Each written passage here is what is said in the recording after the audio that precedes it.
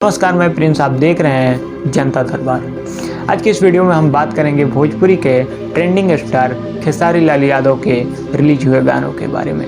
वैसे तो खेसारी लाल यादव का कोई भी गाना यूट्यूब पर आते ही छा जाता है, पब्लिक में ये गाना काफ़ी ज़्यादा हिट हो जाता है। बट आज उनके हम लेटेस्ट गाने के बारे में बात करने वाले हैं। खेसारी लाल यादव जी का एक गाना आज ही सुबह स्पीड रिकॉर्ड भोजपुरी से रिलीज किया गया है, जिसका टाइटल है मोबाइल कवर। जी हाँ, इसका टाइटल है मोबाइल कवर।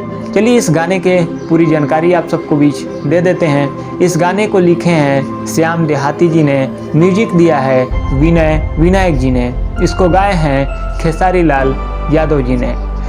इसकी खास बात यह है कि ये गाना आते ही जैसे सारे गानों की तरह गाने ने अपना धूम मचा दिया है। बहुत कम समय में ही इस गाने ने लाखों में व्यूज क्रॉस कर चुका है।